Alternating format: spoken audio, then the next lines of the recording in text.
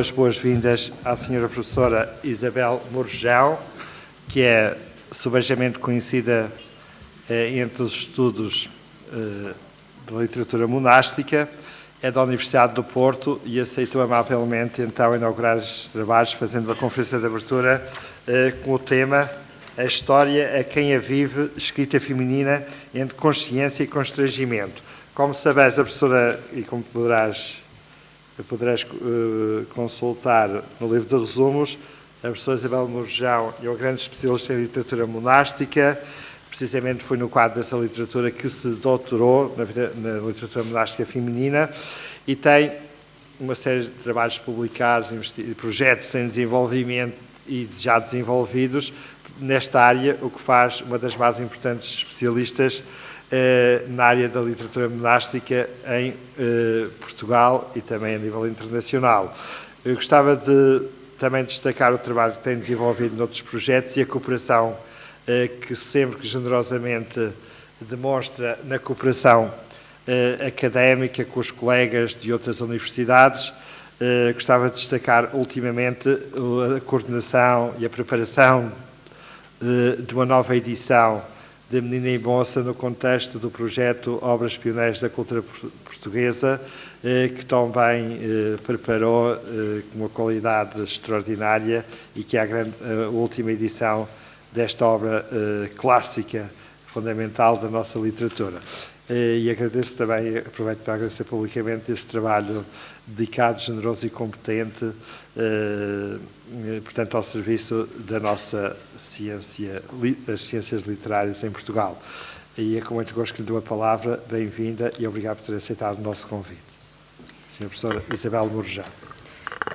Muito obrigada pelas suas palavras de apresentação. Eu não sei se ouve bem, eu hoje estou um bocadinho com a voz sumida, porque acordei um bocado constipada.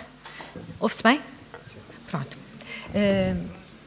E agradeço a sua gentil apresentação e, sobretudo, agradeço o convite para esta sessão de abertura. Ora, como já devem saber, o título da minha comunicação é A História a Quem a Vive, escrita feminina entre consciência e constrangimento. A vida monástica feminina encerrou em si estruturas e procedimentos que criaram condições propícias à produção escrita por parte de mulheres. Organizada em comunidades que excluíam a presença masculina, foi-lhes necessário o acesso à cultura escrita para compreender os fundamentos da regra que a ordenava segundo modos comuns a todas as outras comunidades. A partilha e continuidade de um mesmo estilo de vida assentava em ensinamentos que não provinham apenas da tradição oral, antes resultavam de um magistério fixado por escrito, muitas vezes em latim, contendo códigos, preceitos e fundamentos a cuja obediência as religiosas juravam dedicar-se no âmbito de uma vida consagrada a Deus. A estrutura dos dias e das noites, pautadas pelo ofício divino, obrigava as religiosas ao contacto direto com os textos sagrados que tinham que conhecer, compreender e viver. Assim, o universo da escrita e da leitura, fosse esta visual ou auditiva, que normalmente era vedado às mulheres nas suas casas de família, tornava-se, para as que seguiam a vida religiosa, muito próximo e necessário. Os mosteiros tinham bibliotecas comunitárias e particulares e muitos deles possuíam escolas próprias onde formavam as meninas que recebiam como educandas ou as religiosas que se propunham professar a vida de esposas de Cristo. Além disso, a rotatividade dos cargos de abadesa, escrivã, mestra de noviças, etc., pressupunha que numa comunidade várias religiosas dominassem com à vontade os códigos e práticas dessa cultura escrita, criando desde logo as condições para que a emergência da primeira visibilidade autoral ou editorial feminina em Portugal tivesse origem justamente nesse espaço claustral. E se na esfera da corte, ser esposa, mãe ou filha de alguém importante concedia prestígio social às senhoras, ser esposa de Cristo conferia-lhes autoridade em nome da qual os seus textos eram recebidos com aceitação e respeito. Sobre essa produção, para a qual no início do século XX, Mendes dos Remédios, chamou a atenção em escritoras de outros tempos, logo em 1914, tem havido desde o final dos anos 80 uma atenção que, embora começando de forma tímida, adquiriu hoje, em pleno século XXI, contornos consistentes que se traduzem em elaborações de bibliografias, catálogos, bases de dados e inventários. Em Portugal, chama a atenção para esta base de dados escritoras em português e também para a base de dados List of Portuguese Women Writers, a primeira que se dedica ao inventário das senhoras que produziram literatura. Eu tenho a sensação de que não estou a ser ouvida, estou? Pronto. Das senhoras que produziram literatura entre 1500 e 1900, e a segunda dedica-se mais exclusivamente ao século XX. E, finalmente, uma terceira, que, não sendo portuguesa, acaba por integrar algumas religiosas portuguesas, porque, efetivamente, entre 1580 e 1640, no âmbito da monarquia dual, as religiosas portuguesas foram consideradas religiosas castelhanas e, portanto, elas integram a base de dados de escritoras ibéricas, portanto, esta Bieses, que também é bastante útil, e, de alguma forma, nós também integramos algumas escritoras castelhanas que produziram a maior parte dos seus escritos aqui em Portugal, justamente também durante essa época. Portanto, estes inventários acabam por não ter umas grandes balizas em termos de fronteiras geográficas ou linguísticas, porque efetivamente nestas épocas era um bocadinho confuso dizer o que é que era verdadeiramente aqui do território português, que pertence hoje a Portugal, e o que era exclusivamente privativo do território que hoje nós designamos por Espanha. Ora bem, após esta chamada de atenção por Mendes dos Remédios, só algumas antologias de poetas do período barroco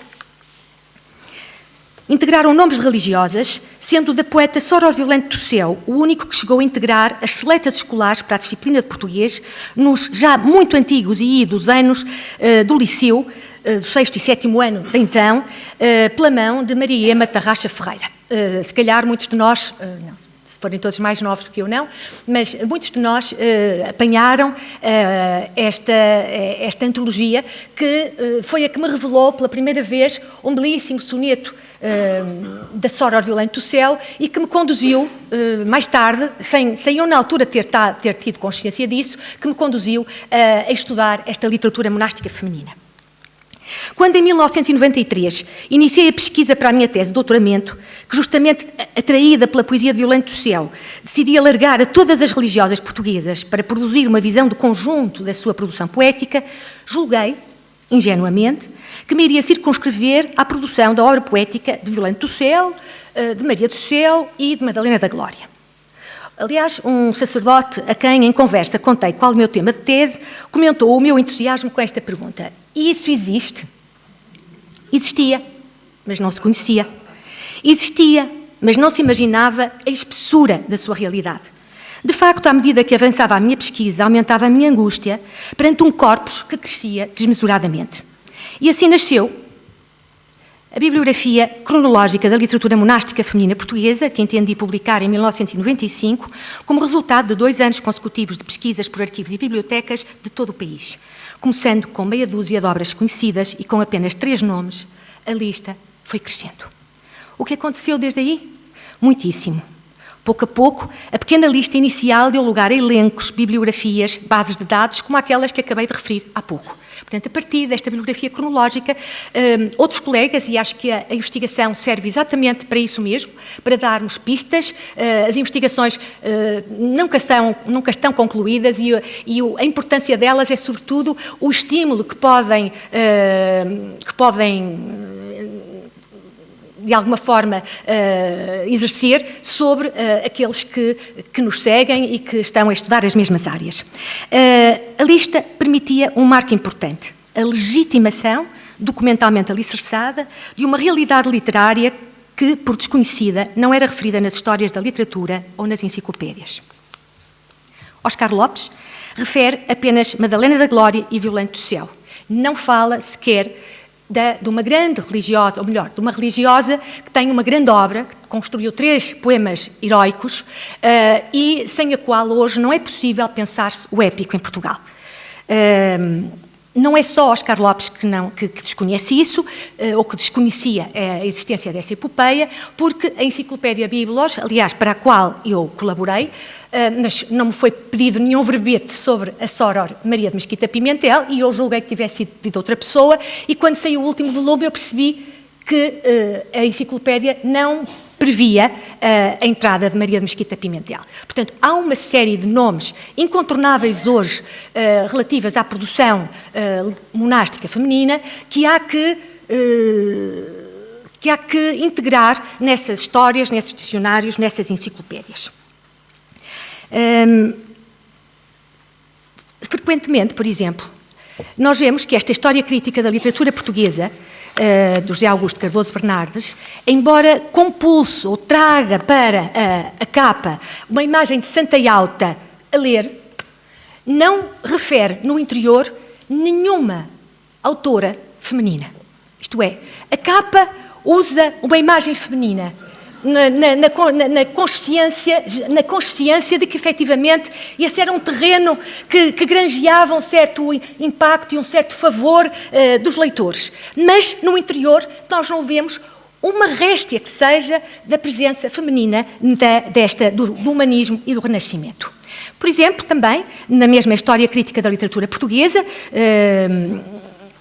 organizada por Maria Lucília Pires e José Adriano de Carvalho, referente ao maneirismo e barroco, temos na capa, como estão a ver, um quadro de Josefa Dóbidos. Portanto, mais uma vez, uma autora, uma artista feminina, portanto, se é uma artista feminina, também com uma representação de uma senhora a ler, e, curiosamente, naquele apartado a que se chama Fontes, no interior desta obra, não existe nenhum poema, nenhum texto de nenhuma senhora, religiosa ou não religiosa.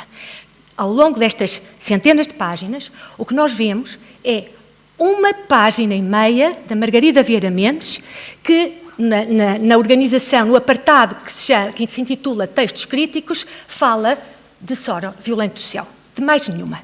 E estamos, efetivamente, numa história crítica da literatura portuguesa, do maneirismo e do barroco. Ora, nos séculos XVII e XVIII, estas religiosas emergiram em toda a sua força, e aquilo que nós vemos, e a razão pela qual eu estou a integrar isto aqui, já irão ver daqui a bocado, aquilo que nós vemos é que, efetivamente, essas participações femininas estão muito na moda, ficam muito bem, mas poucas são as pessoas que, efetivamente, as convocam para estudos de fôlego e de fundo.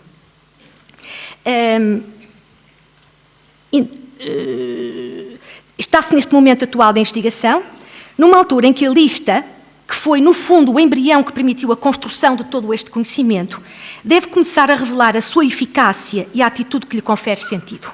E este é um bocado o objetivo desta primeira parte da minha comunicação. O inventário, a lista, fazia sentido numa fase embrionária, inicial, da construção do conhecimento sobre a produção literária monástica feminina. Porquê? Porque além desses exemplos raríssimos que apareciam muito pontualmente, nada se conhecia.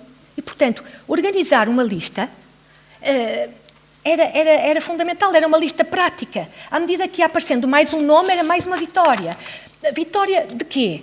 Vitória relativamente à capacidade ou à possibilidade de nós construirmos um corpus razoável que pudéssemos, com base na documentação e nas cotas das bibliotecas, que pudéssemos exibir para mostrar que a prática literária feminina em Portugal, sobretudo no âmbito ou na esfera dos mosteiros, era recorrente, era cotidiana. Era uma realidade incontornável da cultura portuguesa dessa época. E, portanto, quando nós arranjamos 100 e tal textos,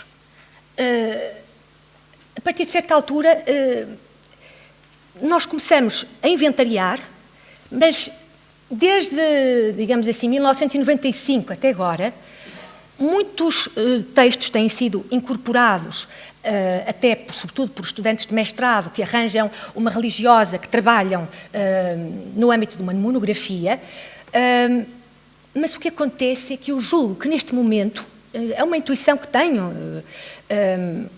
poderão discordar ou não, mas eu julgo que neste momento era necessário nós abandonarmos, não é abandonar as listas, não é abandonar as listas, elas têm que continuar a ser alargadas para podermos, não é chegar ao infinito, não é? Mas para podermos ir dando sustentação e para podermos, de facto, resgatar do esquecimento da história aquilo que a história foi desgarrando de si.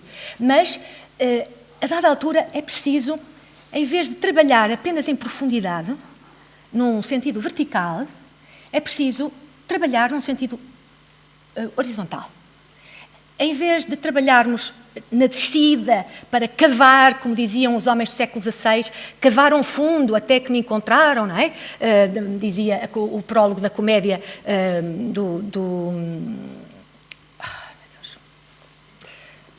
Os Estrangeiros de Sá Miranda. Portanto, o cavar fundo é um movimento vertical. Ora, é preciso, a partir de certa altura, ter a ousadia de dar um passo. E dar um passo é caminhar no sentido dessa horizontalidade de investigação e de metodologia e de estratégia. Mesmo receando que o território que fica, que se ultrapassa com essa passada, esse território que fica por explorar, possa eventualmente ter algum interesse. Mas esse interesse, certamente, nesta altura do campeonato, esse interesse não será certamente muito significativo face àquilo que se pode alcançar com uma visão de longe, uma visão que atira para outras áreas, que atira para o diálogo com outras disciplinas, que atira para o domínio das sínteses, das explicações, etc., é o estudo desta literatura monástica. Digamos, o que era importante era levar a que estas monjas escritoras que se descobriram e que se percebeu que tiveram uma expressão significativa e determinante na sociedade do seu tempo, sejam inseridas no cânon dos escritores portugueses, no cânon da literatura tout court, sem adjetivos. Literatura. O desafio, portanto, é integrar estas autoras nas histórias literárias, nacionais e europeias, onde possam ter uma leitura cruzada com outros autores e autoras, contribuindo para a aferição mais acurada de formas, temas, registros e códigos. É necessário ler estas autoras na sua sintaxe, nas possibilidades combinatórias que então tiveram e que podemos e devemos estudar. O elenco é próprio de estádios ainda incipientes de conhecimento, quando ainda não se tem uma imagem precisa do universo que esse mesmo elenco pretende significar. Não poderemos nunca delinear como forma acabada a lista infinita e sempre incompleta dos textos produzidos pelas religiosas, mas podemos arriscar atribuir-lhe uma forma porque lhe vamos conhecendo as leis, as causas, os efeitos, as redes que lhe estão na origem. Investigar a produção monástica tem constituído para mim um gozo sempre irrequieto, nas palavras de Humberto Eco, que faço minhas. Iniciei uma lista prática que as bases de dados posteriormente incorporaram e expandiram, com informações biográficas e cruzando as entradas de autoras e obras com artigos e ensaios que as estudam. Mas associo sempre esta ideia de lista prática, sempre inacabada e incompleta, a uma irresistível atração pelo desconhecido. É uma emoção de desvendamento, de mundo finalmente descoberto, uma espécie de nova Antártida. Daí pressentir que é necessário um novo perfil de investigador, que trabalhe nessa pulsão comovida, o que traria certamente consigo uma nova ética, de partilha, diálogo, convergência, sentido de grupo. Uma investigação, em suma, sem coutadas e sem armadilhas, será certamente muito mais prazerosa e muito melhor direcionada. Se estivermos preocupados com o que poderemos fazer todos nós pela restituição à história destes restos de memória que surpreendemos na investigação, avançaríamos certamente muito mais. Em suma, uma teoria do conhecimento sobre a literatura monástica feminina centrada apenas na obsessão da completude e do elencar pode tornar-se incapacitante porque é inibidora de progressão. Avançar, como eu estava a dizer há bocado, significa sempre dar passos, ainda que sabendo que a amplitude de cada um pode deixar por explorar o território por debaixo deles. O ideal, por isso, é ir fazendo sínteses alargadas e elencos em profundidade, numa orientação simultaneamente convergente e divergente. A convergência é o novo desafio de estabelecer diálogos com outras disciplinas a partir da mesma área de saber. Cruzar a literatura com a teologia, a história da arte, a musicologia, a sociologia, a linguística. A divergência move ao alargamento da informação e de uma orientação metodológica simultaneamente entre vertical e horizontal. Isto é necessária a sensatez de combinar a explosão com contenção. Há um outro caminho que urge ir continuando, que poderá exigir a explosão do primeiro paradigma de investigação sobre mulheres. Eu poderei aqui vir causar alguma polémica pelo que vou avançar, mas não tenho deixado de pensar nisto já para aí há 2 meses. É importante reconhecer que a visibilidade destas autoras foi tardia e que merecem ser estudadas no âmbito das dificuldades que tiveram que furar para serem autoras e reconhecidas. Mas se fizermos apenas antologias femininas, histórias de mulheres, enciclopédias de mulheres, congressos de mulheres, acabaremos a longo prazo por enfermar da mesma patologia dos séculos mais recuados, isolando estas autoras do mundo alargado em que devem ser apreendidas e entendidas, impedindo-as de serem lidas, como disse, na sua sintaxe. Se valem a pena como autoras, como poetas, cronistas, biógrafas, ficcionistas, etc., então integremo-las. Onde? Na literatura. Tout court. Para que não tenhamos que respigar antologias que integrem estas senhoras escritoras e poetas na totalidade das suas recolhas. Nesse sentido, merecem-nos referência especial a antologia de Natália Correia e, mais tarde, a antologia da professora Maria Lucília Pires, que integraram algumas destas autoras religiosas nas suas antologias de poetas barrocos, mas não ainda como mereciam, quer em variedade, quer em extensão.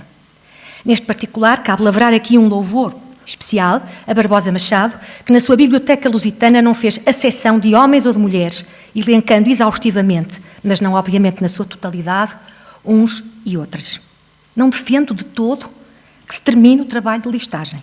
Ele está e estará sempre incompleto. Estas listas são as marcas tangenciais da presença destas autoras na história. É urgente reconduzir a esse curso da história alguns momentos que a história desgarrou de si por esquecimento. Os lugares de memória são, antes de tudo, restos, isto é, momentos históricos que, dissolvidos pelo movimento da própria história, a eles são devolvidos depois de arrancados a esse fluxo vertiginoso do tempo que os esquece. Portanto, terminando esta primeira parte, as listas são sempre inacabadas e é impossível convocar a totalidade das autoras e do passado. Por isso, avancemos, porque, tal como dizia Homero na Ilíada, a multidão não chamarei pelo nome, nem sequer se tivesse 10 línguas e 10 bocas. Num segundo momento desta comunicação, eu devo dizer que, assim como nós hoje, no século XX e XXI, tomamos a nosso cargo fazer elencos e listas de religiosas, é muito curioso verificarmos que nos séculos XVI, XVII e XVIII, as religiosas também elaboraram elencos delas próprias. As listas permitiram-nos ver que estas religiosas escreveram em todos os géneros, menores e maiores, suspeitados e insuspeitados, eruditos e simples ou mesmo populares. Temos epopeias, elegias, canções, sonetos, orações, exercícios espirituais, sermões, comédias, diários místicos, autobiografias, biografias, notícias, relações, epistolários e não tem fim, digamos assim, os géneros, o leque de géneros em que elas exerceram a sua atividade. É impossível, neste momento, eludir ou contornar o papel da produção literária do monacato feminino português. E se hoje fazemos listas, também elas, no seu tempo, como eu disse há pouco, se elencaram a elas próprias num género em que muitas se adentraram, a historiografia. E, no entanto, não era próprio destas senhoras fazerem historiografia. A autoria feminina das crónicas afigura-se tanto mais importante quanto se sabe que o reconhecimento e a inclusão das mulheres nos espaços de sociabilidade intelectual se desenrolaram num contexto de muita resistência.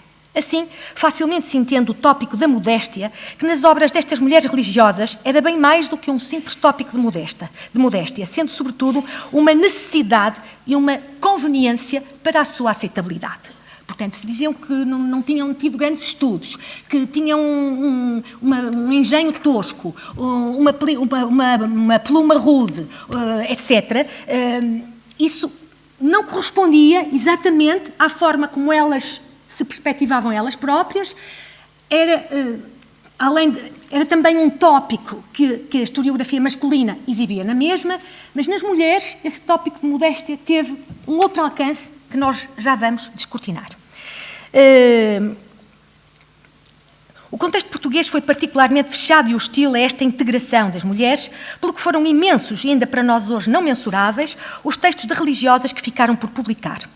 Elas tiveram que encontrar maneiras de tornar os seus escritos aceitáveis, pois apesar da autoridade que os tornava aceitos e recebidos pela sociedade, uma coisa era escreverem uma obra que circulava manuscrita, outra era terem acesso à dignidade da imprensa, que no caso português, sendo por cima uma imprensa pobre, foi bastante vigiada, controlada e digamos assim, os custos foram muito ponderados.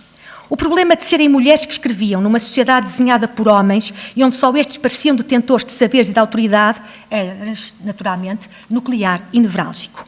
É exemplo deste bloqueio imposto à incursão das mulheres na escrita e na historiografia, o receio confessado por uma carmelita de escrever a história de Teresa de Jesus. Há muitos dias que ando com grandes desejos de fazer um memorial de algumas coisas que vi e ouvi à nossa boa madre. Mas parece-me impossível levar isso para a frente, por um lado pela minha rudeza, que não saberá dizer nada, e o outro, que é o que mais me acobarda, é ser mulher, a quem já por lei que o costume fez, parece que é vedado escrever. E com razão, pois o seu ofício próprio é fiar, porque como não têm letras, andam muito perto de errar no que disserem. E isto é talvez, o que aqui vem nesta citação, é talvez aquilo que singulariza os tópicos que estruturam a cronística feminina, a historiografia feminina levada a cabo por estas monjas, comparativamente com os mesmos tópicos quando invocados pela historiografia masculina. É que, embora todos reconheçam que têm, digamos assim, capacidades que não seriam as adequadas para poder tratar um assunto tão sublime, tão santo, tão elevado, homens e mulheres reconhecem isso, este tópico nas mulheres aparece conjugado com um outro que só aparece em contexto feminino. Porque nenhum deles diz que o seu, digamos assim, escasso engenho, o seu pouco engenho, se deve, sobretudo, ao facto de ser homem. Nenhum. As senhoras, pelo contrário, dizem que o seu pouco engenho radica na pobreza cultural que têm, no facto de terem um estatuto que sabiam que era um estatuto de menos-valia,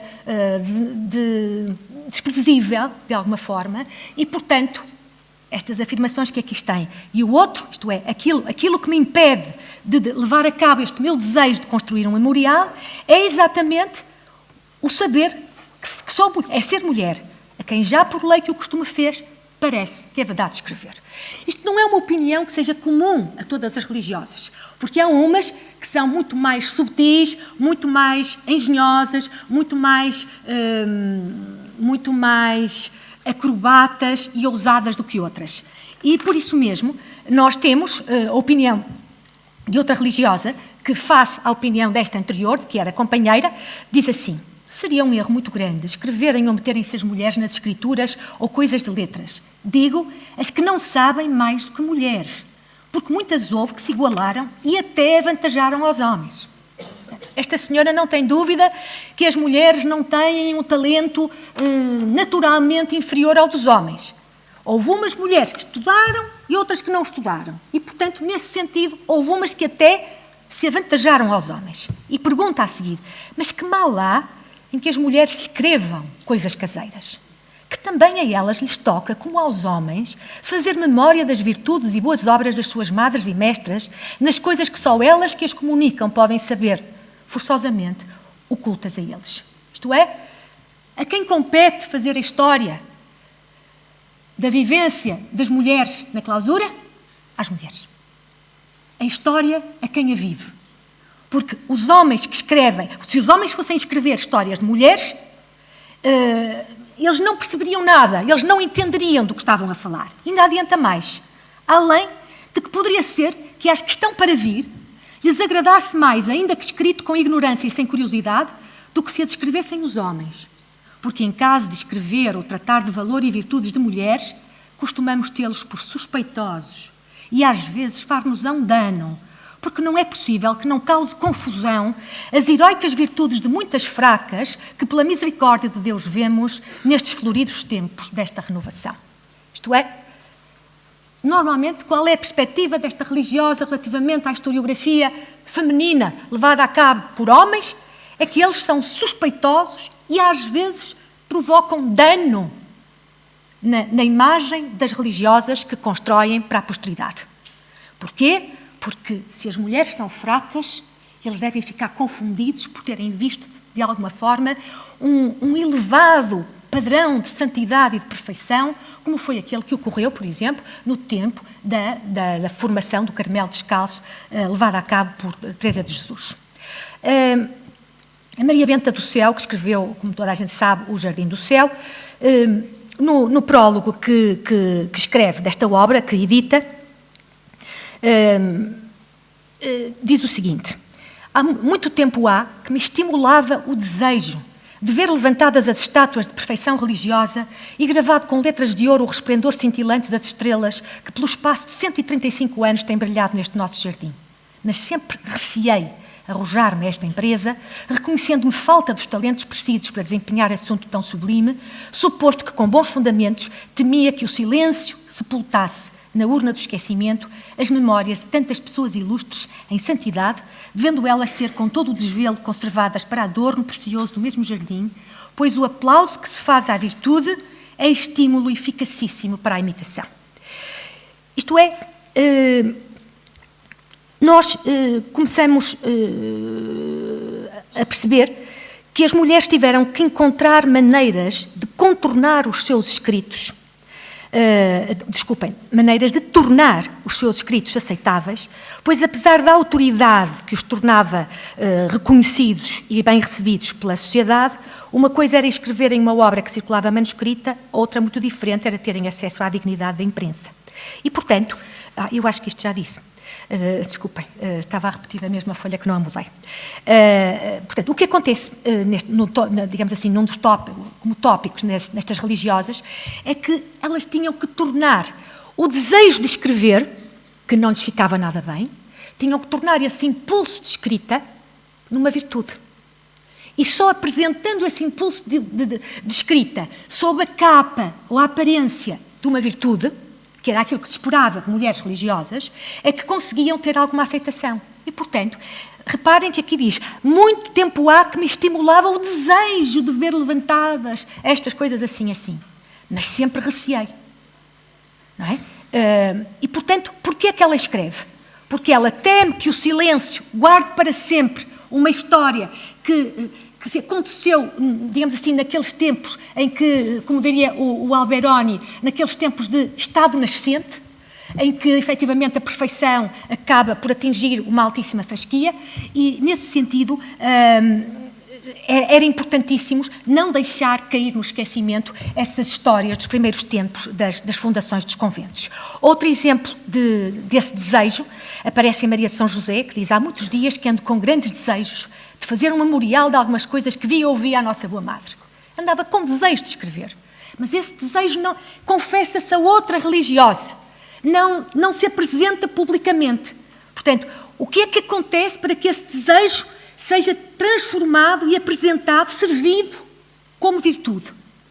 É dizer, efetivamente, que ele pode... a obra que elas escrevem tem uma finalidade pedagógica, uma finalidade instrutiva, uma finalidade formativa, uma finalidade exemplar. A Sora Antónia Batista diz assim: porém, ver a todas tão descuidadas de o empregar em vos dar notícia de tão ilustres antecessoras, animou minha ignorância e deu esporas a meu desejo, que desde menino tive, de tirar à luz tantas maravilhas e de faltar este em as que hoje vivem. Presumo o mesmo que digo das antigas, que não faziam memória das virtudes de suas companheiras, porque em todas as havia, de sorte que por comuns não reparavam em elas, mais que para a porfia as imitar. Ora, eu julgo que esta afirmação da Sra. Antónia Batista não é tão inocente quanto aqui aparece.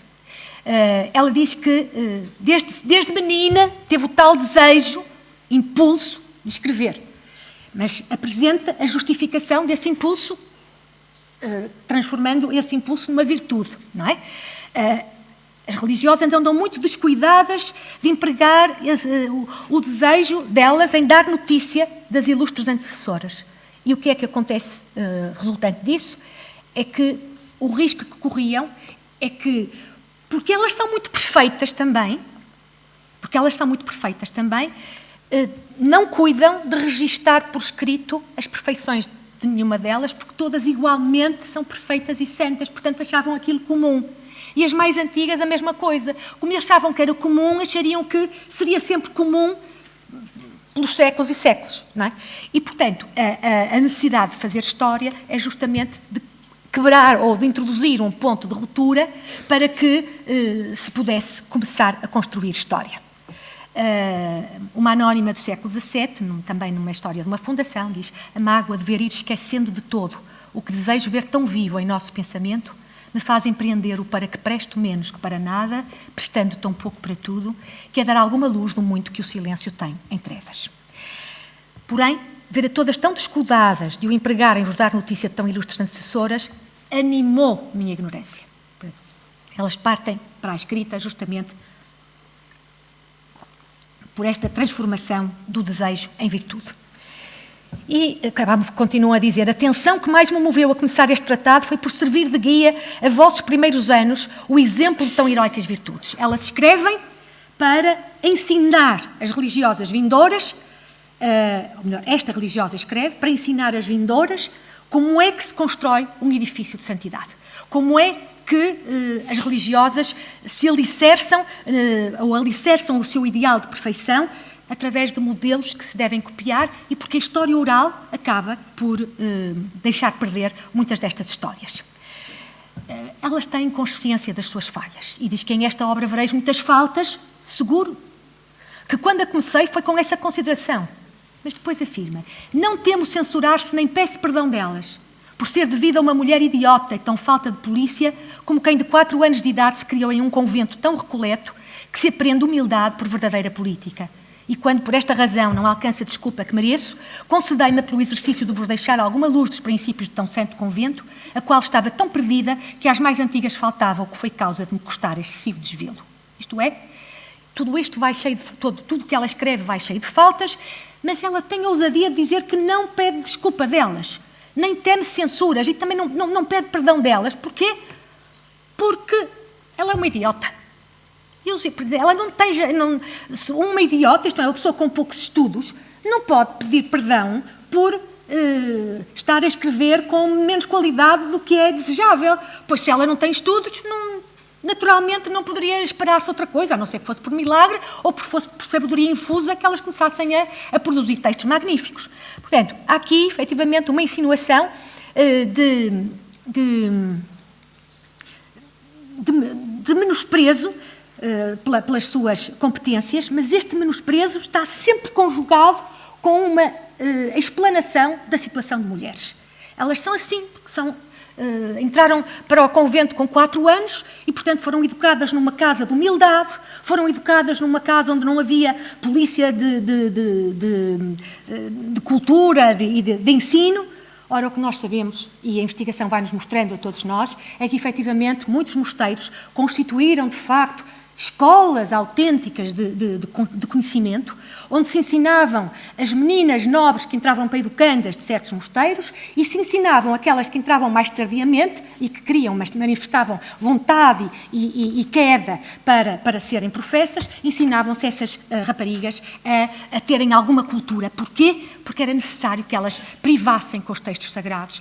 Elas tinham que rezar, tinham que compreender os textos, tinham que ler vidas de santos, tinham que, no refeitório, ler em voz alta. Isso era digamos assim, um cargo que ia rodando e, por isso, todas elas tinham que ter algumas letras. A história de Santa Mónica, do Frei Agostinho de Santa Maria, tem também, só para lhes mostrar que efetivamente há uma correlação nestes tópicos todos, tem também estes tópicos de modéstia. Perdoar-me-ão vossas reverências a limitada oferta deste tratado e desculparão o mal limado dele. Esta história verdadeiramente toda é de vossas reverências. E havendo recebido do seu cuidado a diligência todos os materiais para elas, o dedicá-la a outra pessoa que não fosse a vossas reverências seria, não digo descortesia, mas manifesto furto. Isto fica muito bem ao Frei Agostinho de Santa Maria. O mesmo não podem as religiosas dizer, nem eu, que andei a ver essas coisas todas, de alguns historiadores e cronistas que se apropriaram de escritos que encontravam nos cartórios dos mosteiros e, sem citar, usavam como se fosse um hipotexto, sobre um hipertexto mais antigo. No fundo, o hipertexto tinha sido escrito pelas religiosas e eles pouco terão mudado. Portanto, andavam a apropriar-se de textos de religiosas que incorporavam na sua própria escrita.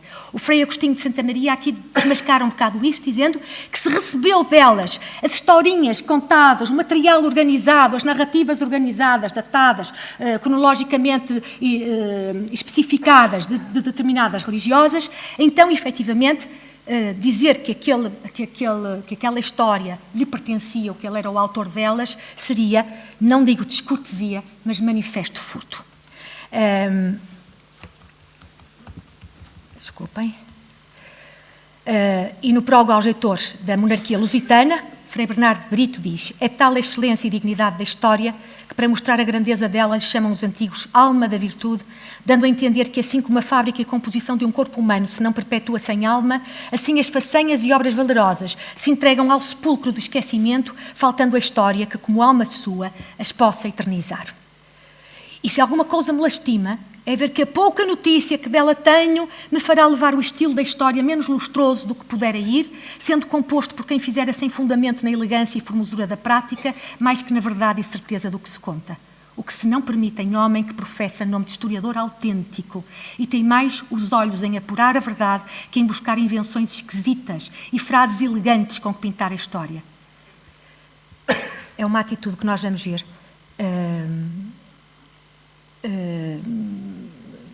em Sor Antónia Batista, que diz mais ou menos o mesmo.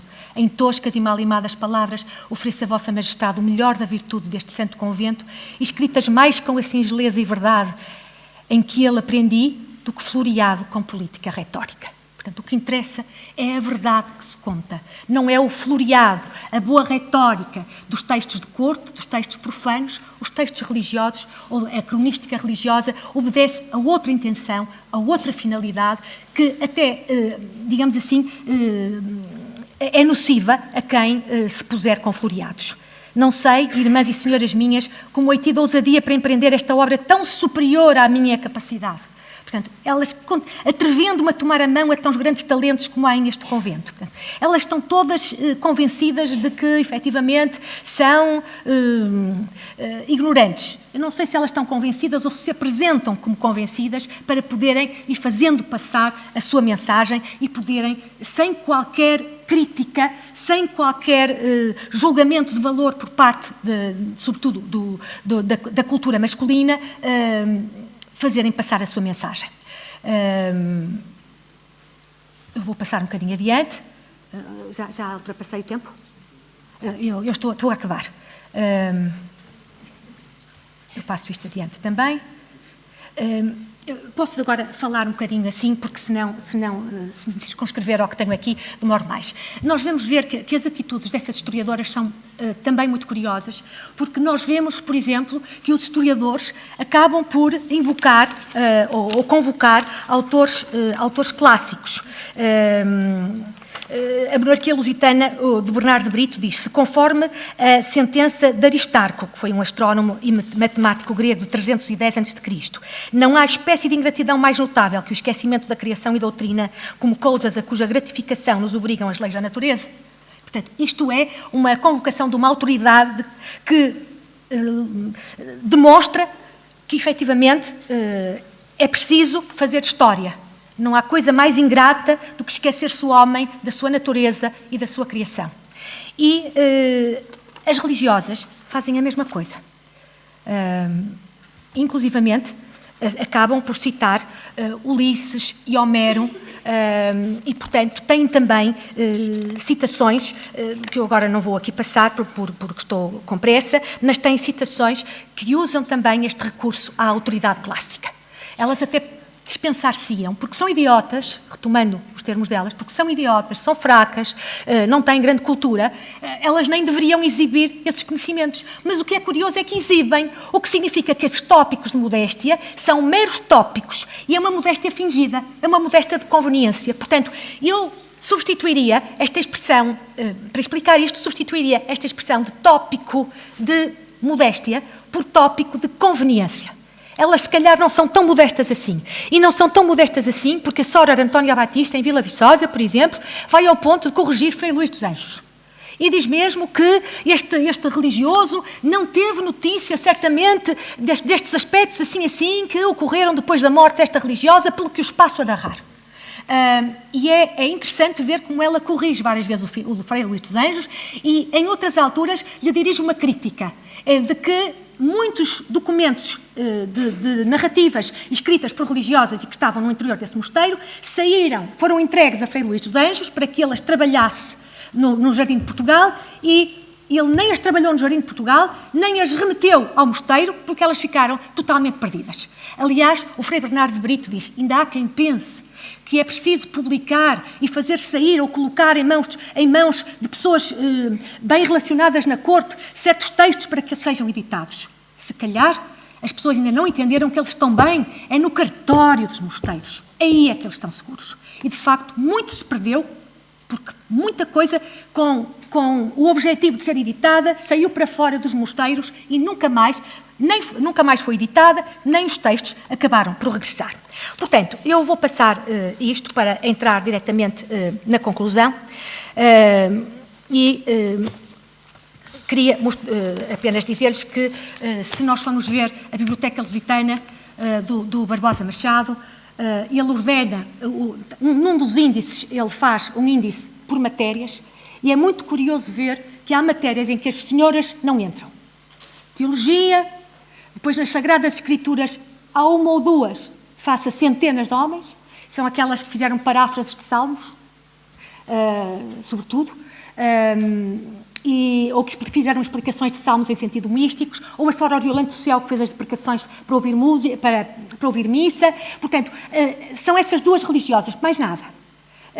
E em história eclesiástica há para aí umas 10 senhoras que estão lá metidas, o que significa que elas fizeram história. Nós pensamos que só os frades faziam história. Aliás, nós ainda somos no tempo em que as ordens religiosas tinham um historiador. Eram bons tempos em que as ordens religiosas reivindicavam a memória do seu passado. Porque o que acontece é que, como diz o Pierre Nora, em 1984, escreveu uma obra intitulada Les lieux de la mémoire, onde afirma que as memórias têm que ser reivindicadas.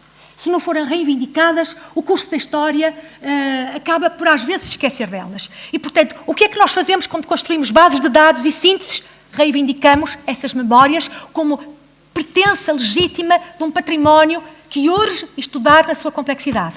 O que é que estas senhoras fizeram quando fizeram história no seu tempo? Reivindicaram estas listas de senhoras como fazendo parte do seu património inestimável que era preciso perpetuar para a eternidade. Isto é, para a eternidade, para a continuidade temporal. Isto é, no fundo, elas construíram fizeram uma espécie de ramalhete, ramalhetes de flores, isto é, de recolha de exemplos mais notáveis de perfeição, para que as próximas a entrarem para cada convento pudessem ver mais alto, pudessem ver mais longe. E eu termino com esta, desculpem só, com esta frase da Escola de Chartres, que diz o seguinte: se ouvi mais longe, foi por estar sobre ombros, foi por estar sobre ombros de gigantes. E, portanto, estas memórias passadas são gigantes que permitem que as religiosas futuras, porque estão aos ombros destas, escuradas numa história verdadeiramente importante que se construiu para isso mesmo, possam ver mais longe, tal como